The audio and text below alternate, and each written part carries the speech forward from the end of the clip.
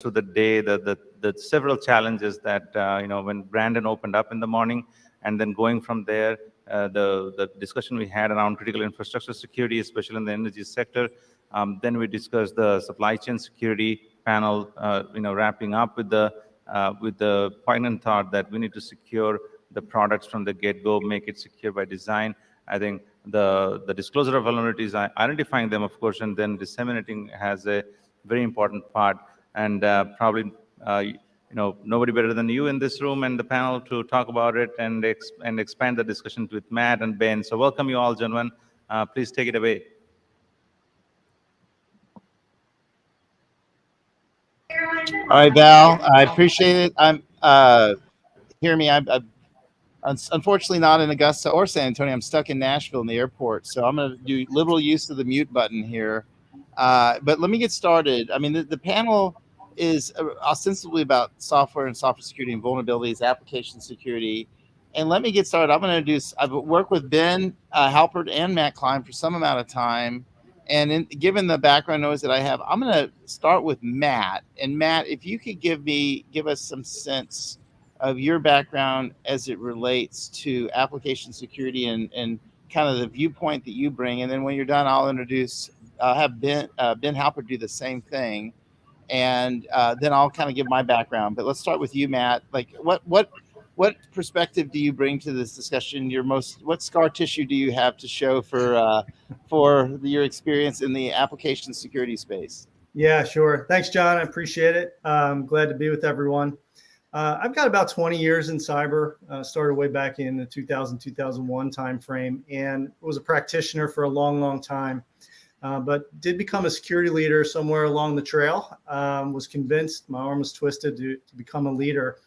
And I became a leader in our application security program at Anthem. And Anthem's a very large healthcare insurance payer, very large organization, 60,000 people.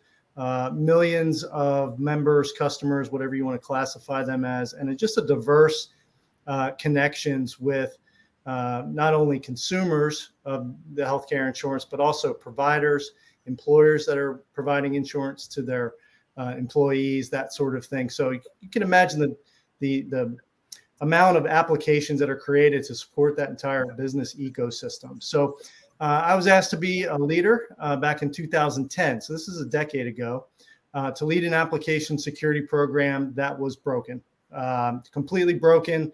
3 separate teams doing security testing. Those teams weren't talking to each other very often. They didn't like each other. Testing was inconsistent. Talking with the developers was like a foreign language for them.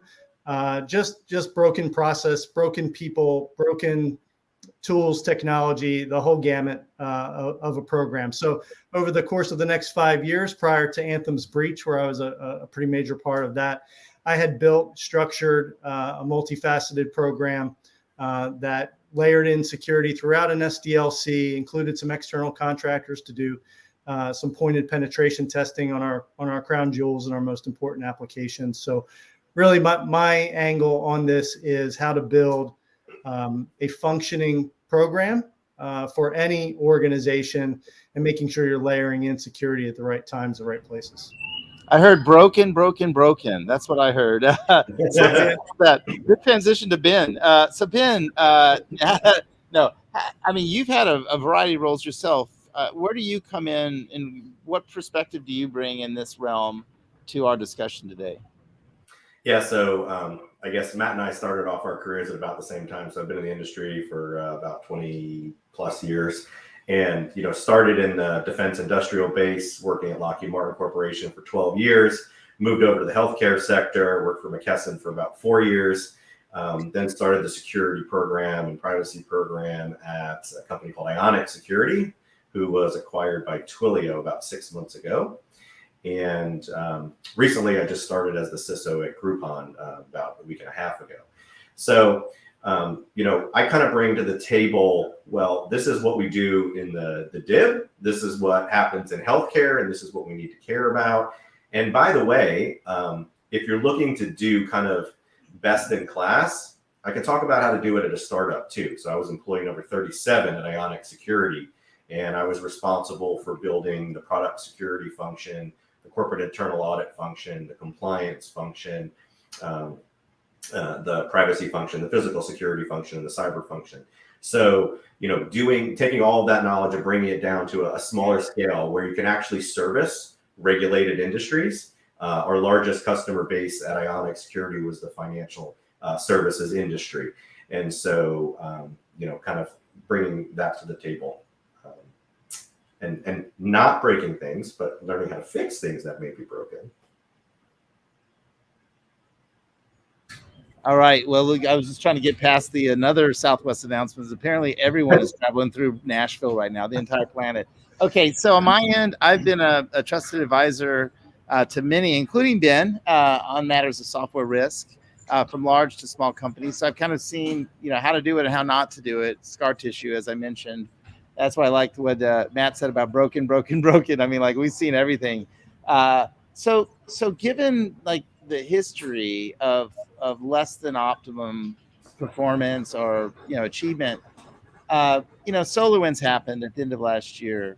That was kind of a seminal event. It involves software, at least software supply chain stuff. Let me start with Matt. What on your end has this meant to you? What have you heard talking to your colleagues, prospects, folks in industry? What do you think the actual impact is of the SolarWinds software supply chain hack, and what should the audience be aware of in that regard? Yeah, it's a good question. I mean, just from my perspective, I think it's a wake-up call across the industry as a whole. I think we in the consulting or advisory business, like John and I are in at Coalfire, we hear a lot of stories about folks' information security programs, what weaknesses they may have, what processes they may need to improve upon, that sort of thing. And application security is one that comes up quite often. And I think from a product delivery perspective, when you think about supply chain, there's a speed to market in a lot of cases, right? You get your software to market faster than your competitors, you generally have a better chance of increasing your revenue and winning that next deal. And security a lot of the times is sort of left to the side. So a lot of discussion about shift left, that's sort of the phrase that you hear all the time. And I would argue that it's embed everywhere is really the phrase that you want to capture. Embed security throughout your SDLC. Every organization, well, they should have an SDLC to start with. I'll say that. But if they don't, it usually is unique to the organization. It's because there's a vast majority of parts and pieces of people and process that you pull together to create software at an organization. There's some commonalities, but everything's unique. And just layering in security in the right places at the right level. And really at the end of the day, just being open and honest about what has happened over the last 10 or 20 years with software development, which is there is a load of technical debt in software across the globe in every platform, not just web applications, but embedded software, mobile phones, you name it. There are security vulnerabilities that are found, as you see, every day, all the time, impacting the world that we live in. So that's what I hear most, John, is just a sort of a stand up and pay attention moment. Hey, how can you help us build the right processes in the right way based on how our business is structured to make sure that we're doing the right level of security protections for our software as we build the software for our customers. Got it. So Ben, in your world, was this SolarWinds a wake-up call, or was it just business as usual? Have you received inquiries? Have you weaponized this? What's the difference before and after? So, I think SolarWinds just brought more awareness to the problem. And, one of the things that I like to talk about when I get to a forum like this is that for those of you that are in government agencies or are in larger institutions, you need to push down the security requirements to all of your subcontractors. Because, I was fortunate at Ionic that Ionic was a security company. And we really cared. Our board really cared about doing things the right way. And I had tremendous support for that. And I'm super thankful. But most companies do not have that kind of support. And, if you're looking to buy a piece of software, or a solution for something that you're having issues with, and you're looking at the market, more than likely the capability is going to be there. The product's going to do what they say it's going to do. But on the back end, they're probably not doing what they're supposed to be doing from an SDLC perspective. I was lucky in many different times to bring John in and his firm. We did things like line by line human code reviews, right? So most companies, if you say that to them, they'll just their jaw will drop, right? They're not going to pay for that. They're not going to spend the time for that. But I understand the importance of that. And so that's just, something that's part of a holistic application security program where you have to be really proactive looking for the vulnerabilities, because other folks are out there, like we all know, looking for the vulnerabilities 24/7. And so yeah, it's like the whole plan is your bug bounty, right? So I think it's a component of upwardly facing reporting and doing so in an efficient way, and then managing obviously your suppliers or the people that you're buying from.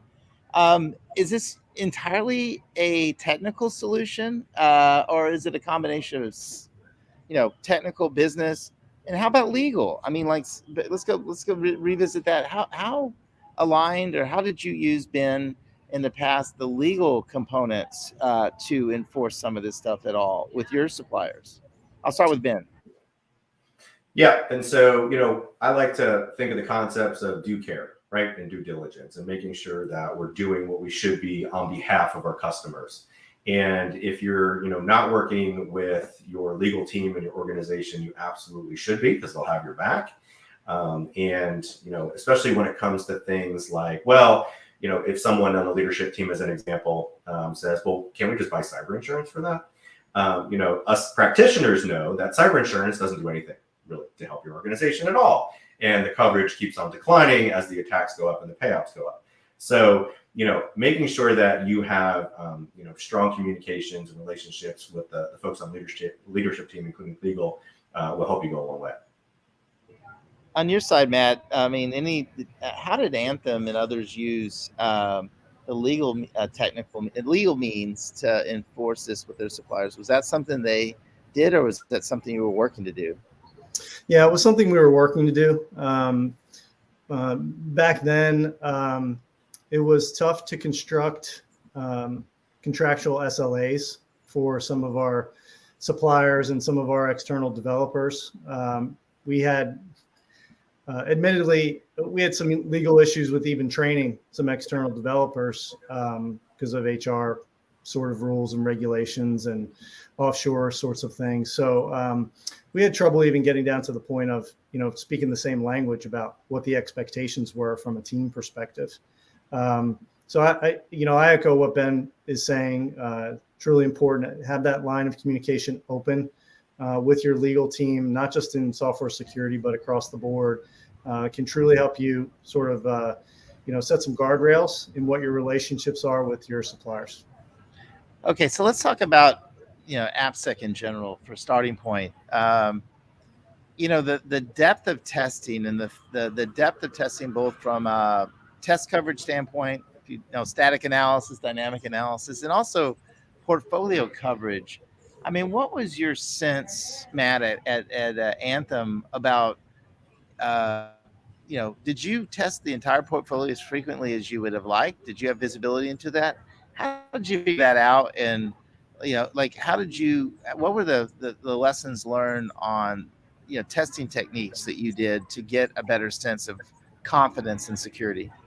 Yeah, great question. And I think it's all about understanding your inventory first and foremost. So it's really creating a relationship. So it has nothing to do with technology, but creating a relationship with those executives that have accountability for developing software at your organization, and making sure that they understand the underlying reasons of application security, why it's important, how it can bring value to the business. It's critically important. So getting to the technical part of things, create that inventory. Those teams have to help you with that inventory. There's no way the security team knows every single piece of software that's been developed unless it's a smaller organization. I'm speaking from my organization, very, very large, thousands of developers, probably 1,000 custom developed apps, not even including APIs and other things. So critically important to tier them in some way or bucket them in some way based on criteria, risk, data that they store, process, transmit, really importance to the business. Those tier 1 applications should have thorough testing, meaning some level of threat modeling at the beginning of the process of developing that software. There should be some sort of secure design elements that are brought to the table in the form of policy or standards, guidelines, that sort of thing. And then you really get to the testing part, which is testing the software. It could be manual code review. It could be your SaaS tools, the ones that are looking at code in an automated fashion. Then moving up the stack, it could be your web application tools, your interactive application security testing tools, that sort of thing. And then I think what's most important is your manual testing program. So think about that as really diving deep from a business logic standpoint inside of your application. Things that the testing tools can't cover, right? They can't cover everything, your testing tools. They just don't. You may need a custom code to unlock a portion of an application, a member number, in my case, from my days at Anthem. You plug in a member number, it opens up a dynamic page based on that member's coverage, claims that they've submitted, that sort of thing. There's just an element of human interaction that's required at that point, and it's expensive and time consuming, and that's why you really want to focus on just those tier 1 apps on a regular basis in that testing. That's, the big, broad, as broad as I can be there, John, about just comprehensive testing throughout your SDLC. Okay. I want to go back. I'm going to get to Ben in a second, but I want to ask one quick question. Can you explain to the non-AppSec people here what threat modeling is and how that informed that manual testing?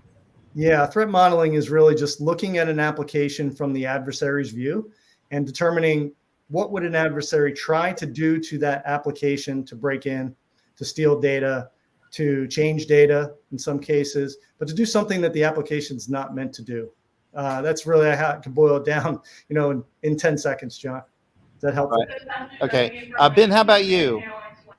Yeah. So, for organizations that are looking to figure out where do I even start when it comes to an AppSec program, you could take a look at something like the BSIM, Building Security and Maturity Model. It gives you, a nice list of activities that is based off of research of this is what the best shops do from an AppSec perspective, and you can start measuring yourself against that. And, it's kind of a long list of requirements of things that you should be doing within your organization, but you don't need to do it all at once. You can start at the beginning and just pick a few goals for each quarter that you work on within your organization. But, in order to actually be successful in this, you have to have buy-in from all of your developers. And so one of the things that I'd recommend is that upon initial hire, all developers get secure code training, at least from a minimum perspective, right? Like get them training on the OWASP top 10, right? So that they know at least the basics and they're aware of it. And most of the time, you're going to find out that this is the first time your devs have ever taken security-focused training and onboarded in a company. And to me, that's fascinating, mind-boggling, and I'm sure many of you feel the same way too. But something else that we did is that every year we brought in folks from different firms to actually do secure code training hands-on, and that was based off of like what Microsoft did years ago, right? When they stopped work and they put all their developers through secure code training, and it made it part of the culture. And so we did the same thing. And what we did is we actually did a third-party architecture review and code review. And after that was done, we built our training for the devs off of our own environment. So it was really specific to what they did, and it showed them how they could be really successful in an environment that it actually matters, not some made-up lab type environment. Explain the OWASP top 10 if you don't mind. You mentioned that for the lay people in the audience.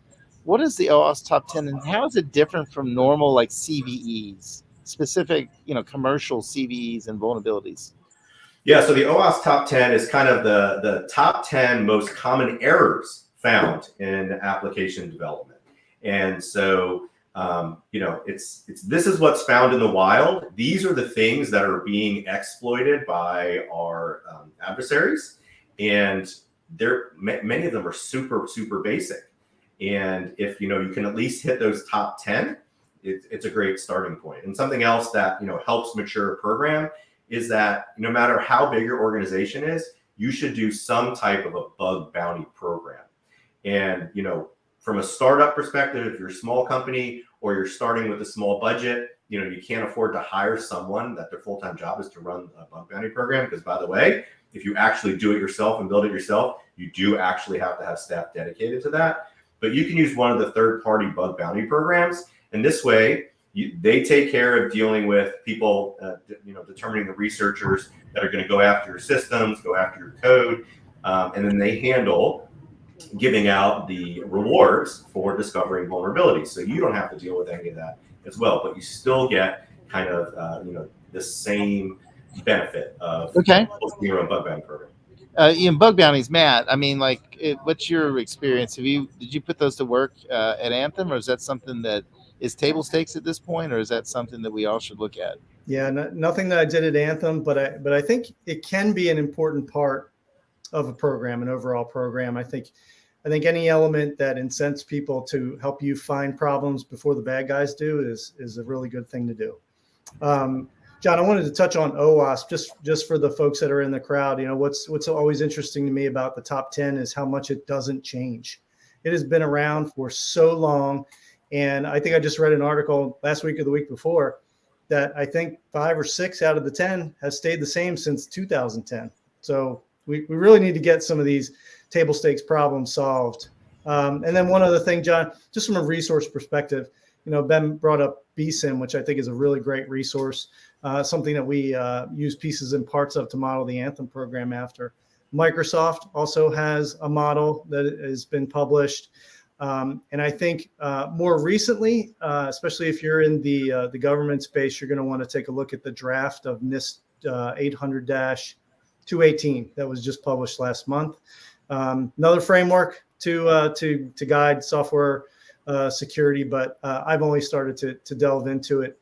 It's a pretty heavy read from a technical standpoint so far. Short, but it's pretty heavy. Do you mind giving us the 200-18, just a quick high-level synopsis and how that plays in driving these, potential reporting requirements? Yeah, this one, and let me get my crib notes on this one since it's so new to me, sort of breaks down things into 4 phases. From what I've gathered so far, they're trying to break things down into prepare the organization. So, not just the technology, but the processes that are involved with creating security, protect the software. That's sort of obvious. Protect it from tampering and unauthorized access. Produce well-secured software and respond to vulnerabilities. So I think what at its basics that they're trying to do is bring some structure and some consistency to the software security problem. If I were to, put on my crystal ball glasses and try to figure out what's going to happen here, I think a lot will have to do with both ends of the spectrum, meaning, the contract side of things that you were talking about a little bit earlier. I think from a government contract standpoint, probably be some streamlining of what the terms are and what the requirements are of software suppliers to the government. And then on the other side, just those technical controls and those technical processes that need to be in place to secure the software as well. So again, I'm only scratching the surface on that particular document, but I think it is a good guiding document for folks to read. No, I agree. And I've read the EO several times. Section 4 is the one about software supply chain risk. There are the other areas about the FAR, the federal, acquisition regulations. So for those that do work with or for the federal government, it's not just Section 4, it's the whole thing. I've read it several times because I think it will inspire certain types of activities. Okay, so over to Ben, given the changing nature of software, cloud, DevOps, every, shifting left, I just use that term. Yeah. What should we be paying attention to the next several years in AppSec? Even though the top 10 OWASP, at least 6 of them remain the same. What should savvy security leaders start looking at? Yeah, so I think everyone should start taking a look at, if you're not already, all your API interfaces. So, if you've been in this industry long enough, you're building your security development lifecycle. You're doing your SaaS, you're doing your DAS, you're doing it in your CI/CD pipeline, and your pen testing releases. But what about those APIs? Are they included in that? And then as things move to cloud or even start in cloud, right? If you're a small company or doing business with a startup, they're 100% cloud. If you're dealing with a company that's been around for 20 plus years, they're always going to be hybrid because they have some legacy systems that they just can't get off of. And if you want to talk about legacy systems, talk to the DIB. So, and some healthcare organizations as well. Yeah. So systems, remain. Travel industry is another one, right? So we have some systems that have been in there for decades and decades. And, what are you doing to protect those systems, especially as you look to open up new capabilities while still connecting to some always vulnerable systems? Interesting. Okay, Matt, advice. You got a chance to give top 3 things to the future AppSec or CISOs or the existing ones. Like, what do you do now? What should you focus on the next 18 months? Oh, boy. Well, all depends where you are in your journey. If you're brand new to building an application security program and maybe connectivity to your vulnerability management program, it's certainly sitting down with your constituents and helping them understand the why behind the continuous struggle behind software flaws, why we need to apply patches all the time, and how those exploitation of patches are the way in most times for those nefarious folks that want our data and want access to our organizations. It's just the state of the state. It starts with the fish. They escalate privileges. They exploit a flaw of some sort. It could be an operating system flaw. It could be a custom application flaw, whatever the case may be. But that's normally the way in. I would say, John, my number one biggest concept that I talk with folks about today is not a phrase that's new, but it's something that I've heard in my career journey many times is be brilliant at the basics. And what does that mean? That just means layer in the right things from a security perspective that makes sense to your business, but do the hard things, which are sometimes those table stakes things. Patch well, secure your software well by doing that security testing. Even before that, train your folks. Train your folks on cloud. Train your folks on how to develop applications in the cloud, how to promote code the right way in the cloud. These are just simple concepts that in my 20 years in cyber have not changed much, right? These are basic concepts to live by. So I would say right now, that's a focus of mine and talking to the clients that I speak with is just get back to the basics. 18 months from now, it's one step at a time. It's incremental progress over time, John. Just get better a little bit every day. Ben, any final remarks? And then I'll have one last thing and I'll throw it back over to Val. Yeah, so to piggyback on the cloud piece, I think that based on discussions, many folks on leadership teams at various organizations think that moving to the cloud is the panacea for security. Yes, moving to the cloud will give you amazing new capabilities that you never had, but you actually need to configure them. And if you're going to develop in the cloud, you need to know how dev happens in the cloud and all the systems that are connected and how you're connecting to those systems. So just because the cloud may be more secure, it only gets that way if you have folks on your staffs that actually know how to actually secure those environments. And, the simple action of unclicking a radio button can expose an entire database and an entire S3 bucket. Just for example. Hey, my last comment I want to make is if you haven't done a software supply chain risk assessment, you probably should. We see happening all over is buyers are asking more, more intrusive questions around to their suppliers. They're getting more inclusive testing, more thorough testing. So like if you haven't done a soup to nuts assessment of your own program from a legal and SDLC standpoint, now's the time to do it. So that's a strong recommendation. I know at least 2 organizations where that's a CEO level focus given the EO and given SolarWinds. So maybe that's a 2022 effort, is to make software supply chain a non-CISO, non-CIO issue, but a CEO issue. And with that last thought, I want to thank my friends and colleagues.